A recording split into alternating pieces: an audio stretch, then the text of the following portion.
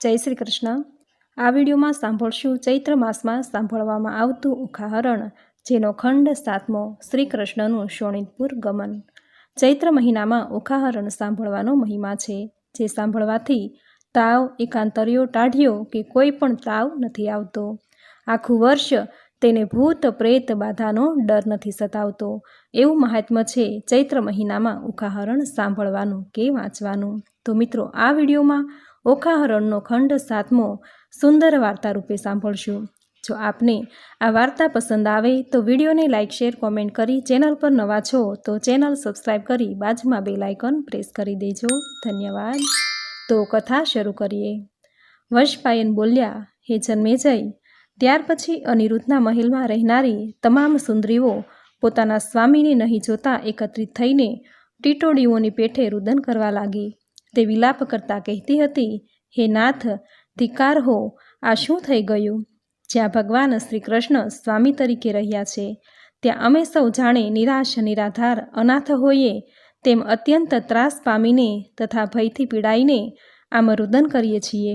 જેમના બાહુઓનો આશ્રય કરીને ઇન્દ્રાદિ દેવો, આદિત્યો સાથે અને મરુત ગણો સાથે સ્વર્ગમાં સુખેથી રહે છે, તે સર્વને ભય પમાડનાર ભગવાન શ્રી કૃષ્ણના આ લોકમાં મહાભય ઉત્પન્ન થયો છે। તેમના વીર પુત્રનું કોઈએ અમારા દેખતા જ હરણ કર્યું છે। અતિ દૃષ્ટ બુદ્ધિવાળા તે હરણ કરનાર તે ખરેખર આ લોકમાં કોઈનો જ ડર નથી। જેણે મધુસૂદન શ્રી કૃષ્ણને અતિશય ક્રોધ કરાવ્યો છે, તેથી હવે જે હરણ કરનાર ફાડેલા મુખવાળા મૃત્યુની દાઢના અગ્રભાગમાં ચોપાસથી આવી રહ્યો છે, એ શત્રુએ મોહથી શ્રી કૃષ્ણની સામે યુદ્ધમાં સામનો કરવા ધાર્યો છે। યાદવ શ્રેષ્ઠ શ્રી કૃષ્ણ સામે આવું અજુગતું વર્તન કરીને તે સાક્ષાત ઇન્દ્ર હોય તો એ જીવતો કેમ છૂટશે? અમારા સ્વામીનું હરણ થતાં અમે શોકમગ્ન અને અનાથ થઈ ગયા છીએ। અમારા સ્વામીના વિયોગથી અમે યમદેવને વશ થઈએ છીએ। એ સ્ત્રીઓ આવું બોલતી હતી અને વારંવાર રડતી હતી। તેની આંખમાંથી નિશાસાના અશ્રુ ચાલતી હતી। તે વેળા અશ્રુથી ભરાયેલા તેમના નયનો વર્ષાના આગમનકાળે જળથી ભીંજાયેલા કમળ જેવા હતા। એ સમયે સેંકડો સ્ત્રીઓ અનિરુદ્ધના મહેલની અગાસીઓ પર ઊભી રહીને રુદન કરતી હતી। તેના રુદનનો અવાજ ટીટોડીઓની ચીસો જેવો સંભળાતો હતો। તે પોકારો સાંભળીને આ કોઈ નવો જ ભય પેદા થયો છે એમ માનીને યાદવો પોતાના ઘરોમાંથી બહાર આવ્યા। આ અનિરુદ્ધના ઘરમાં આટલો કોલાહોલ શાને થાય છે?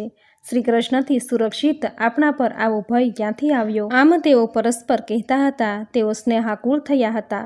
તે સૌ પોતપોતાના ઘરોમાંથી બહાર નીકળ્યા। તે સમયે શ્રી કૃષ્ણની યુદ્ધ માટેની મોટી નોબત વગાડવામાં આવી, જેના શબ્દોથી સૌ યાદવો એકત્રિત થઈને હાજર થઈ ગયા અને એકબીજાને પૂછવા લાગ્યા કે આ બધું શું છે? કારણ જાણતા જ સૌ યાદવોના નેત્રો લાલઘૂમ થઈ ગયા। સૌ વ્યવસ્થિત ઊભા રહી ગયા।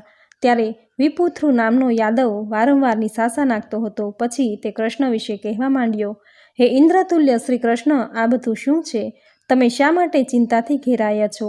તમારા બાહુબળ રૂપી પ્રાણવાળા સહુ યાદવો અહીં આવીને તૈયાર ઊભા છે। હે કૃષ્ણ, આ સૌ યાદવો તમારા આશ્રય છે। તે જ રીતે ઇન્દ્ર પણ તમારા વિશે જય પરાજયનો આધાર રાખીને નિરાતે સૂવે છે। તો પછી તમે જ એકલા કેમ ચિંતામાં છો? તમારા સૌ જ્ઞાતિબંધુઓ શોકમાં ફસેલા છે, તેમનો તમે શોકમાંથી ઉદ્ધાર કરી શકો તેમ છો। તેમને ઉગારી લો। તમે ચિંતાગ્રસ્ત થઈને કેમ બોલતા નથી? પ્રભુ, તમે વ્યર્થ ચિંતા ન કરો। યાદવ વિપ્રુષુએ જ્યારે આ પ્રમાણે કહ્યું ત્યારે શ્રી કૃષ્ણે અનેક નિશાસા નાખ્યા। પછી તેઓ નિરાશ વદને બોલ્યા, હે વિપૃથુ, આમ ચિંતાથી ઘેરાઈને મેં આ કાર્યનો વિચાર કર્યો છે, પણ ઊંડા વિચારને અંતે આ કાર્યની સિદ્ધિ હું જોઈ શકતો નથી। આ જ કારણથી તમે મને આમ કહ્યું હતું, છતાં હું કોઈ ઉત્તર આપી શકું તેમ નથી। છતાં આ યાદવ સમૂહ સમક્ષ અર્થયુક્ત વાણી ઉચ્ચારું છું, તે તમે સાંભળો। હું જે કારણસર ચિંતાગ્રસ્ત છું તેનું આ કારણ છે। મારો પૌત્ર અનિરુદ્ધનું હરણ કરાયું છે, તેથી પૃથ્વી પરના સર્વ રાજાઓ આ યાદવો શક્તિશાળી છે એમ માનશો। પૂર્વે આપણા રાજા આહુક ઉગ્રસેનનું શાલ્વ રાજાએ હરણ કર્યું હતું, ત્યારે આપણે તેની સામે દારૂણ યુદ્ધ કરીને તેમને પાછા લાવ્યા હતા। આપણો પ્રદ્યુમન જ્યારે બાળક હતો ત્યારે શમ્રાસુરે તેનું હરણ કર્યું હતું, પરંતુ યુદ્ધમાં આખરે એને પ્રદ્યુમને જ માર્યો હતો। તે પછી અહીં પાછો આવ્યો હતો, પણ આ તો મોટું દુઃખ છે કે અનિરુદ્ધનું ક્યાં હરણ કરાયું છે તેની જ આપણને ખબર પડતી નથી। હે યાદવ શ્રેષ્ઠ, હું આ અપરાધ વિશે નથી વિચારતો તેમ માનશો નહીં. હું તો ભસ્મથી ઢંકાયેલો અગ્નિ જેવો છું.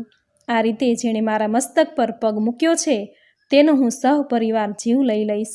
સાત્યક બોલ્યા, હે કૃષ્ણ, અનિરુદ્ધની શોધ કરવા માટે જાસૂસોને મોકલી તેઓ સમગ્ર પૃથ્વી પર શોધખોળ કરે. પછી શ્રી કૃષ્ણે રાજા ઉગ્રસેને મંદ મંદ હાસ્ય કરતા કહ્યું, હે રાજન, ગુપ્ત તથા જાહેર જાસૂસોને આજ્ઞા આપો. વંશપાયનજી બોલ્યા, શ્રી કૃષ્ણના વચન સાંભળતા જ રાજા ઉગ્રસેને અનિરુદ્ધની શોધખોળ ચલાવવા માટે ગુપ્ત અને જાહેર એમ તમામ જાસૂસોને આદેશ આપ્યા. તેમણે જાસૂસો, અશ્વસવારો અને રથી યોદ્ધાઓને આદેશ આપ્યો કે તમે બધે જ ફરી વળો, ગુપ્ત અને જાહેર સ્થળો ખૂંદી વળો અને ત્વરિત ગતિએ શોધખોળ શરૂ કરો. તમામ ઉદ્યાનો, બગીચાઓ તથા વાડીઓમાં અને જંગલોમાં શોધ કરો અને અનિરુદ્ધની બાતમી મેળવો. સેનાપતિ બોલ્યા, હે પ્રભુ શ્રી કૃષ્ણ, તમને જો ગમે તો મારું આ વચન સાંભળો. મને લાંબા સમયથી એ વચન કહેવા માટે મનમાં વિચાર રમ્યા કરે છે. તમે અતીતોમાં પોલોમાં નિસુંદ, નરકાસુર, ક્ષોભ, શાલ્વ, મૈંદ વગેરેને યુદ્ધમાં હણ્યા છે. વળી અતિ મહાન હયગ્રીવને પણ દેવોના કારણે થયેલ દારૂણ યુદ્ધમાં સહપરિવાર માર્યો હતો. હે મધુસૂદન, રણ મેદાનમાં તમે આ કાર્યો કર્યા છે. તે વેળા તમારા પગલે ચાલનારો કોઈ સહાય કરતા નટ તો હવે તમારો કોઈ શત્રુ રહ્યો નથી. વળી હે શ્રી કૃષ્ણ, કલ્પવૃક્ષ પરિજાત વૃક્ષનું હરણનું દુષ્કાર્ય કાન પણ તમે કર્યું છે. તે કારણયુક્ત કોઈ અતિ મહાન કર્મ હતું. તે વેળા હે શ્રી કૃષ્ણ, ઐરાવત હાથીના મસ્તક પર બેસીને ઇન્દ્ર તમારી સાથે યુદ્ધ કરવા આવ્યો હતો, તો તેને પણ તમારા ધૈર્યથી પરાજિત કર્યો હતો. તે કારણ ઇન્દ્ર તમારી સામે વેર કરે. હવે તે વેરના કારણે તેણે કદાચ અનિરુદ્ધનું હરણ કર્યું હોય, બાકી કોઈનામાં તમારી સામે ચડવાની તાકાત નથી. સેનાપતિએ આમ કહ્યું ત્યારે નાગની પેઠે ફૂફાડા મારતા બુદ્ધિવંત શ્રી કૃષ્ણે તે મહાબળવાન સેનાપતિને કહ્યું, હે સેનાપતિ, ના, એમ નહીં હોય. દેવો કદાપી આવું હલકું કાર્ય ન જ કરે. તેઓ એટલા કાયર કે અકૃત્ય નથી હોતા, ગર્વિષ્ઠ હોતા નથી કે બાલિશ્વ પણ નથી હોતા. વળી દેવોને કારણે દાનવો દૈત્યનો સંહાર કરવાનું મારું કાર્ય તો ચાલુ જ છે. દેવોને રાજી અને સુખી રાખવા માટે હજી હું રણમાં મહાશૂરવીર અને ગર્વિષ્ઠ રાક્ષસોનો નાશ કરું છું. હું દેવોના કાર્ય કરવા માટે હંમેશા તૈયાર જ રહું છું. દેવોમાં જ મારું મન છે. હું દેવોનો ભક્ત છું. દેવોનું કલ્યાણ કરવા તૈયાર રહું છું.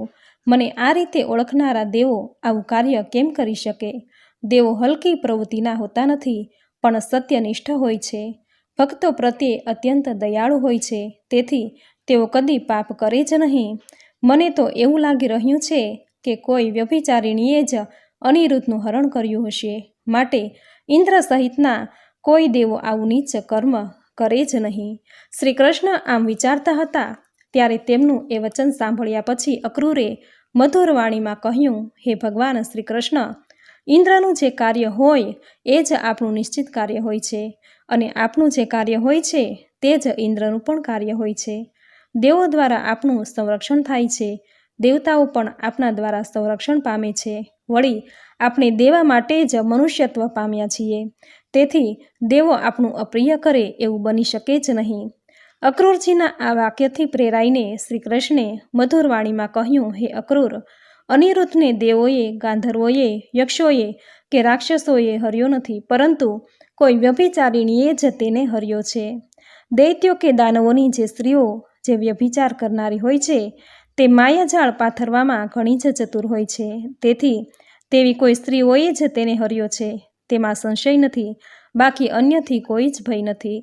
શ્રી કૃષ્ણના આવા વચનો સાંભળ્યા, સમજ્યા પછી ત્યાં એકત્રિત થયેલા યાદવોના સમૂહમાં જે યથાર્થ વસ્તુ બની હતી તે અંગે શ્રી કૃષ્ણની પ્રશંસા કરતા મોટા અવાજો થઈ રહ્યા હતા. એટલી વારમાં બધા જાસૂસો સર્વત્ર ફરીને પાછા આવ્યા અને ગળગળા સાદે બોલ્યા, હે રાજન, આપે બતાવેલા સર્વ સ્થળોએ અમે ચારે તરફ ફરી વળ્યા છીએ, પણ અમને અનિરુદ્ધના ક્યાંય વાવડ મળ્યા નથી. માટે હે રાજન, અમને બીજો કોઈ હુકમ આપો.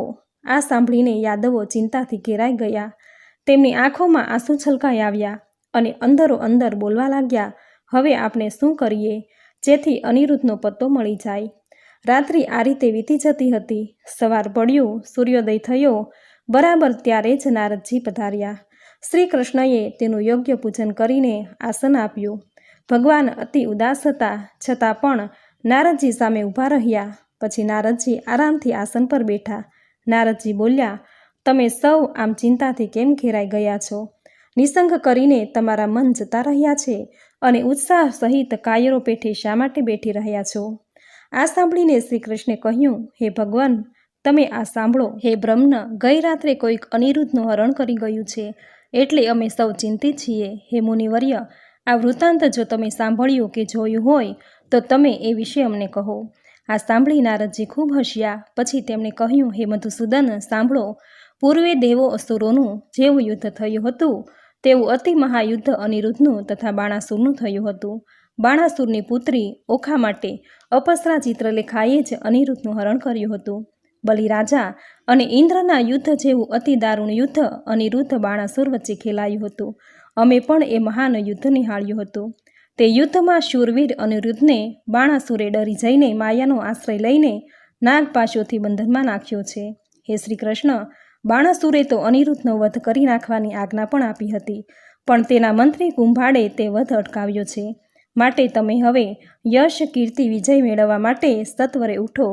જય મેળવવા ઈચ્છતા અને પ્રાણનું રક્ષણ કરવાનો આ સમય નથી, કેમ કે ધૈર્યનો આશ્રય કરીને નિશ્ચિંત અનિરુદ્ધ ગમે તે ઉપાયે હજુ સુધી ટકી રહ્યો છે. નારદજીએ આમ કહ્યું ત્યારે પ્રતાપી વીર્યવાન વાસુદેવે યુદ્ધ કરવાની આજ્ઞા કરી હતી. ત્યાર પછી શ્રી કૃષ્ણ ત્યાંથી નીકળવા તૈયાર થયા. ત્યારે લોકો તેમને બાજા, ડાંગરની ધાણી તથા ચંદનથી વધાવા લાગ્યા હતા. ત્યારે નારદજીએ કહ્યું, હે માધવ, અત્યારે ગરુડને સ્મરણ કરવા માટે તમે યોગ્ય છો, કેમ કે અન્ય કોઈ રીતે તમે ત્યાં જઈ શકો તેમ નથી. હે માધવ, તે માર્ગ અતિશય દુર્જય છે. સાંભળો, અનિરુદ્ધ હમણાં જ્યાં છે તે શોણિતપુર નગર અહીંથી 11,000 યોજન દૂર છે. માટે હે ગોવિંદ, મનવેગી અને પ્રતાપી ગરુડને તમે બોલાવો, કેમ કે એ જ તમને 2 ઘડીમાં ત્યાં લઈ જશે અને બાણાસુરને પણ બતાવશે. નારદ મુનિનું આ વચન સાંભળીને શ્રી કૃષ્ણે તે જ સમયે ગરુડજીનું સ્મરણ કર્યું. પક્ષી શ્રેષ્ઠ ગરુડજી તરત જ આવીને શ્રી કૃષ્ણ સામે 2 હાથ જોડીને નમસ્કાર કરીને ઊભા રહ્યા અને પછી બોલ્યા, હે ભગવાન, તમે મને શા માટે યાદ કર્યો? મારું એવું તે શું કામ પડ્યું તે મને કહો. પ્રભુ, મારી પાંખોના ચપાટાથી કોની નગરીનો નાશ કરું? તમારા પ્રભાવથી મારા બળને તો કોણ નથી જાણતું? તમારી ગદાના વેગને અને ચક્રના અગ્નિને કોઈ મૂઢ આત્મા જાણતો નથી કે તે ગર્વ કરીને મરવાને તૈયાર થાય. કોનો દેહ ચીરાઈને જમીન પર પડવાનો છે?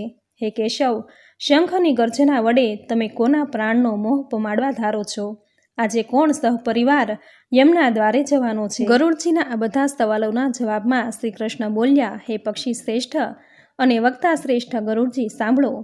બાણાસુરે કોઈથી પણ પરાજિત નહીં થયેલા અનિરુદ્ધને શોણિતપુર નગરમાં ઓખાને કારણે નાગપાશમાં બંધાવેલો છે. વળી તે કામદેવથી પીડિત છે, પણ નાગપાશમાં છે. માટે હે પક્ષીરાજ, તેને મુક્ત કરાવવા માટે મેં તમને બોલાવ્યા છે. હે કશ્યપ વંશી ગરુડજી, તમારા વેગ સમાન બીજો કોઈનો વેગ નથી. એ જ કારણે તમે પક્ષી શ્રેષ્ઠ જણાવ છો. શોણિતપુરના માર્ગે જવાનું શક્ય જ નથી. માટે જે સ્થળે અનિરુદ્ધ છે ત્યાં મને તમે જલ્દીથી લઈ જાઓ. કેમ કે હે વીર, પુત્ર પ્રેમથી પ્રેરાઈને પદ્યુમનની પત્ની રુદન કરે છે. માટે તમારી કૃપાથી તેને પુત્ર મિલન જલ્દીથી શક્ય થાય. તમે તો પૂર્વકાળે મારી સાથે અમૃતનું પણ હરણ કર્યું છે. તમે તો મારા ધ્વજમાં અંકિત થયા છો. આ સર્વે યાદવો તમારા ભક્તો છે. માટે તમે આજે મારી ભક્તિ અને મૈત્રીને માન આપો અને તમારા સહારાથી અમારો વિજય થાઓ. તમે મેરુ પર્વતથી પણ ભારે અને વાયુથી પણ હલકા છો અને સત્ય પ્રતિજ્ઞાવાળા વનિતા પુત્ર, આજે ક્ષણવારમાં તમે અનિરુદ્ધ માટે અમને સહાય કરો. ગરુડજી તરત બોલ્યા, હે મહાપ્રભુ, તમારું આ વક્તવ્ય અદ્ભુત છે. તમારી કૃપાથી મારો સર્વત્ર વિજય જ થાય છે. હે માધવ, આજે તમે મારી પ્રશંસા કરીને મને અનુગ્રહીને ધન્યવાદને પાત્ર બનાવ્યો છે. હે ભગવાન, તમે તો મારે સ્તુતિ કરવા લાયક છો, તો પણ તમે મારી સ્તુતિ કરી રહ્યા છો. આ યોગ્ય નથી. તમે તો દેવો અને વેદોના અધ્યક્ષ અને સર્વ કામનાઓ પૂર્ણ કરનારા છો. તમારું દર્શન સફળ છે. હે ભગવાન, તમે ધનુષ્યને, ચક્રને અને બાણને ધારણ કરનાર મહાન નારાયણ દેવ છો. તમે પૃથ્વીને ધારણ કરનાર વરાહ સ્વરૂપ છો. હું તમને હંમેશા વશ રહેલો છું. હું તમારી આજ્ઞામાં રહ્યો છું. ત્યાર પછી શ્રી કૃષ્ણ ગરુડજીને પ્રેમથી ભેટ્યા. હે મિત્ર, શત્રુઓનો નાશ કરવા માટે તમે આ અથર્ય સ્વીકારો. એમ કહીને શંખ, ચક્ર, ગદા અને તલવાર ધારણ કરનાર શ્રી કૃષ્ણે પ્રેમપૂર્વક ગરુડને અથર્ય પ્રદાન કર્યું પછી એ મહાબાહુ કેશવ ગરુડ પર ચડ્યા. પછી બલરામ અને શ્રી કૃષ્ણની બાજુમાં આવીને હર્ષથી ગરુડ પર બેસી ગયા. શ્રી કૃષ્ણ ત્યારે વિષ્ણુ સ્વરૂપ હોય શ્યામ દેખાતા હતા. તેમને 4 હાથ 4 દાઢ હતા. 4 વેદો અને 6 અંગોને તેઓ જાણતા હતા. ત્યાર પછી શ્રી કૃષ્ણે દ્વારિકામાં બધી જ તૈયારી કરવાની આજ્ઞા કરી અને પછી જ બાણાસુરના શોમિતપુર તરફ જવાનો નિર્ણય કર્યો હતો. શ્રી કૃષ્ણ ગરુડ પર સવાર થયા હતા. તેની પાછળ હળનું આયુધ ધારણ કરનાર બલરામ બેઠા. બલરામની પાછળ શત્રુ સંહારક પ્રદ્યુમન બેસી ગયો. કેશવ આકાશમાં રહેલા સિદ્ધો ચારણોના સમૂહની અને મહર્ષિઓની વાણીને સાંભળતા હતા. હે મહાબાહો, તમે બાણાસુરનો તથા જે અનુયાયીઓ હોય તેઓનો પરાજય કરજો. તમારી સામેના મહાયુદ્ધના ટકવાને કોણ સમર્થ છે? તમારી પ્રસન્નતા કે કૃપાથી સર્વ કોઈની લક્ષ્મી ખરાબ થાય છે. તમારા પરાક્રમમાં જ વિજય છે. તમે જરૂરથી બાણાસુરનો પરાજય કરશો જ. આ સાંભળી શ્રી કૃષ્ણે યુદ્ધ માટે પ્રયાણ કર્યું. આ પ્રમાણે ઓખાહરણનો વાર્તા રૂપે 7મો ખંડ સમાપ્ત. બોલો ભગવાન શ્રી હરિ વિષ્ણુની. તો મિત્રો, આ હતો ઓખાહરણ વાર્તા રૂપે ખંડ 7મો. ચૈત્ર મહિનામાં આ કથા સાંભળવાનો મહિમા છે. કહેવાય છે કે ચૈત્ર મહિનામાં ઓખાહરણ સાંભળવાથી ટાઢિયો, એકાંતરિયો કે કોઈ પણ તાવ પાસે નથી આવતો. તેને ભૂત, પ્રેત કે બાધા આખું વર્ષ હેરાન નથી કરતી. આવો મહિમા છે ચૈત્ર મહિનામાં ઓખાહરણ વાંચવાનો કે સાંભળવાનો.